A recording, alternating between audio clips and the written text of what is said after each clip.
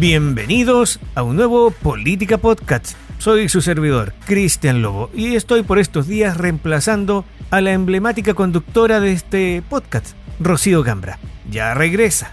En tanto, por supuesto, vamos a tomar un contacto telefónico para conversar el día de hoy de algo que pasó en el Congreso y que afecta a la Corte Suprema. Por supuesto, también vamos a irnos a una querella presentada en contra de la Universidad de los Lagos y Kimun. El abogado penalista Juan Carlos Claret Paul. Primero que todo, agradecerle la gentileza de aceptar conversar con nosotros y preguntarle inmediatamente, abogado, este remesón a la Suprema. Senado destituye al poderoso juez Muñoz con votos opositores e inhabilita a Vivanco casi por unanimidad. Este es un titular de La Tercera, voy a ser sincero. ¿Cuál es su parecer? ¿Qué pasa acá? ¿Cómo lo vio usted, abogado? Sí, miren, pasan varias cosas. Lo primero es que no cabe duda de que el Poder Judicial, y no solamente estamos hablando de la Corte Suprema, porque esto también se ramifica para los tribunales inferiores, está viviendo la peor crisis, no solamente desde el retorno a la democracia, sino también desde su propia creación. La Corte Suprema está celebrando 200 años y eso pasó desapercibido, digamos, en virtud de estos casos de corrupción, que por una parte es muy bueno que se sepa, pero por otra parte queda al descubierto una crisis que no puede sino acarrear deslegitimidad. Y esto es preocupante porque significa que incluso el desempeño de uno como abogado, la verdad de los hechos, no son tan valiosos como tener contacto, recursos, influencias dentro del Poder Judicial. Y esa crisis que le estamos viendo con la remoción de determinados ministros es solamente el germen inicial de una crisis que puede ser más profunda dentro del Poder Judicial. ¿Y por qué está puesto a colación, Cristian? Porque desde hace un mes me ha correspondido participar por el Colegio de Abogados en instancias de discernimiento y también de colaboración tanto con el ministro de Justicia para este proyecto de ley que presentaron respecto a la reforma del sistema de nombramiento de jueces, y también con la ministra Adelita Rabanales, quien es la encargada de realizar un nuevo código de ética, no solamente de la Corte Suprema, sino de la judicatura, es decir, desde el presidente de la Corte Suprema hasta el juez del tribunal más perdido en una zona rural del país. Entonces, hay una preocupación, o al menos hay una intuición de que lo que estamos presenciando no se puede agotar solamente con la remoción de dos personas, la ministra Vivanco, que fue removida por sus pares, ahora también acusada constitucionalmente, por lo que el efecto práctico es que no puede desempeñar cargos públicos por 5 años, y sin duda con el ministro más influyente de la Corte Suprema, que ha sido el ministro Muñoz. Entonces, es grave, pero no es solamente el agotamiento del tema, yo creo que eso es importante, sino que deben ser dos salidas necesarias, a mi parecer justificadas, sino que también tienen que, sacando estas dos personas, enfocarnos ahora en cómo cambiar el diseño institucional para que estos hechos no vuelvan a ocurrir. Abogado, se ha mencionado por ahí, y la memoria es débil, estos son los hechos más importantes ocurridos desde la creación, o por decirlo de alguna forma, desde que se conoce cómo funciona el Poder Judicial en tiempos modernos. Esta remoción es así de histórico. Es que, ¿qué es lo que ocurre? A ver, los ministros Vivanco y Muñoz no son los primeros en ser removidos. De hecho, acusaciones constitucionales han habido varias. La Corte Suprema ha removido anteriormente a uno de sus pares ya el año 2001. Es decir, esto no es algo nuevo. Acusaciones constitucionales contra ministros de la Corte Suprema ya se han intentado en el pasado reciente. En democracia también ya se ha conseguido en una ocasión. Pero, ¿qué es lo que ocurre acá, Cristian? Lo que ocurre es que ya la crisis en tiempos de dictadura por parte de la judicatura era evidente. De hecho, hubo peticiones de perdón, digamos, por la forma en que los ministros fallaban los recursos. Esa es una crisis que uno podría decir es de la labor judicial. Sin embargo, la crisis que estamos viviendo nosotros ahora es una crisis de índole orgánica. Es cómo se nombran los jueces. No es tanto el mérito de las sentencias, sino que es el cómo los jueces, particularmente del principal y mayor tribunal del país, usan sus potestades para abusar de su posición de poder, dando preferencia a determinadas causas, pateando para el final causas que tal vez podrían ser urgentes, cambiando la integración de las salas. Eso no tiene que ver con el mérito de la sentencia, sino que tiene que ver con todas estas artimañas que se usaron desde un punto de vista orgánico, es decir, desde el funcionamiento del tribunal, para abusar de la posición de privilegio que tienen. Así que en ese sentido, dado que esta es una crisis orgánica, sin duda que dentro de los 200 años de historia de la Corte Suprema es la mayor crisis, no solamente desde el retorno a la democracia, sino desde su creación. Abogado, ahora, desde una mirada, digamos, ciudadana, hay una sensación de que se confirma lo que uno sospechaba. ¿Usted también? Sí, bueno, los rumores respecto al tráfico de influencias, a estos lobistas judiciales, eso siempre ha existido. Y por eso yo creo que esto, parafraseando este libro, La historia de dos ciudades, es por una parte el peor de los tiempos y el mejor de los tiempos al mismo tiempo. Porque por una parte estamos confirmando, al menos ya sabemos que lo que muchos sospechaban o decían, así como cuchicheo, que no se sepa, porque puedo tener, digamos, repercusiones en mi contra. Entonces, todo eso, todo lo que era rumor, ahora sabemos que es realidad. Entonces, por una parte, ganamos cívicamente, ciudadanamente, en conocer qué es lo que en realidad está ocurriendo dentro del Poder Judicial, porque ahora lo podemos redimir, lo podemos intervenir, lo podemos erradicar. Pero por otra parte, es un arma de doble filo, porque a la medida que nosotros conocemos estos actos de corrupción, ¿cuál es la consecuencia política, tal vez inevitable de esto? Es que la ciudadanía deslegitima el sistema. Y el problema es que un poder judicial robusto es necesario para el funcionamiento del Estado de Derecho, porque junto con la prensa es el último resquicio, el último intersticio al que podemos acudir cuando el Poder Ejecutivo se vuelve abusivo, cuando el Congreso no hace la pega, es precisamente la justicia donde acudimos. Entonces, por eso es delicada la crisis, no es la crisis de una empresa, es la crisis de un poder del Estado. Y nosotros como país perdemos cuando tenemos un poder judicial debilitado. Pero esta crisis, digámoslo, ha sido culpa también de los jueces y no solamente de determinadas manzanas podridas, por así decirlo. Por eso vuelvo a insistir, no basta con quedarnos solamente con Muñoz y con Vivanco pensando que con eso se soluciona el problema. La pregunta es, bueno, ¿y el sistema de nombramiento de jueces que tenemos no hace necesario que los jueces tengan que, para aspirar a hacer carrera funcionaria, besar las manos de determinados señores? Esa es la pregunta. Por eso vuelvo a insistir, es clave que tengamos una discusión tranquila y con diagnósticos claros respecto a hacia dónde debería aspirar el sistema de nombramiento, no solamente del más alto tribunal, sino también de los tribunales inferiores, porque allí tenemos unos nichos de corrupción que son importantes, digamos, de intervenir. Ahora, también, abogado, aquellos que están o los que deben finalmente hacer el ajuste final de todas las propuestas que se planteen en todas las instancias necesarias, es finalmente el Congreso, o sea, donde están diputados y senadores, o sea, la cúpula superior de los políticos, pero ellos no están bien evaluados y también tienen problemas en esta índole. Esto refuerza la sensación de que no se va a llegar a nada. Lo digo porque es la sensación que se tiene a ras de suelo, por decirlo, en la ciudadanía. Los políticos tampoco están pasando por su mejor momento. Hay crisis que se han develado a través de las filtraciones de audio, que continúan apareciendo otros detalles. Entonces son ellos los mandados al mismo tiempo a corregir las posibles situaciones que se estén generando en la Corte Suprema. Entonces, ¿cómo resolver aquello? Ya que precisamente por eso, y lo digo desde un punto de vista ciudadano, es que es frustrante y escandalizante el que hayamos tenido dos procesos constitucionales frustrados, fracasados. No estoy diciendo que la ciudadanía haya votado mal, sino que el que hayamos tenido dos oportunidades para precisamente modificar y hacer una nueva constitución que precisamente es la que establece los mecanismos del sistema de nombramiento de jueces, que hayamos, por gustitos personales de los consejeros que nosotros mismos elegimos, de los convencionales constituyentes que nosotros mismos elegimos, hayamos perdido esa oportunidad, tiene este costo, porque lo que estamos viviendo en el Poder Judicial es un síntoma de un problema constitucional también. Entonces, tenemos un desafío en el sentido de que ya perdimos dos oportunidades, el momento constitucional ya pasó. ¿Cuál es el salvoconducto que nos queda? El Congreso.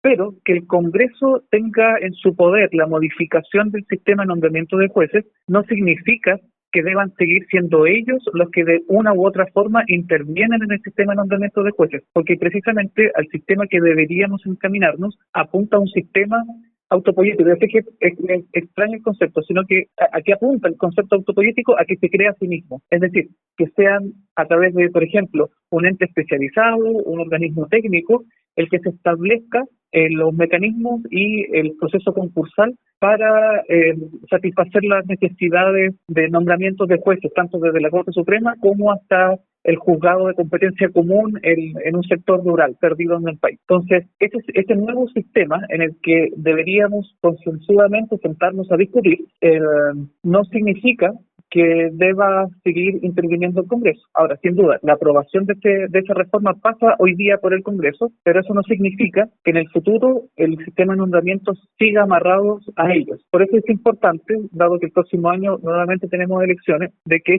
este tema no se agote, no muera este año, sino que sea un tema de discusión parlamentaria para aquellos que aspiren a llegar al Congreso, porque sin duda, incluso el gobierno ya presentó un proyecto del cual yo tengo mis críticas, pero esto no se va a zanjar, digamos, este año, así que eventualmente va a ser un nuevo Congreso que va a entregar un nuevo sistema de nombramiento de jueces. Por eso que la prensa debe tener un papel importante en no soltar este tema. Ahora, abogado, la política está relacionada con el poder en la práctica, y modificar el sistema como está al día de hoy es pérdida de poder para algunos. Eso significa que van a haber movimientos para oponerse. ¿Usted ya lo está sintiendo esto en las conversaciones, que hay ciertas trabas o cierta dificultad que no corre a la velocidad que debería correrse?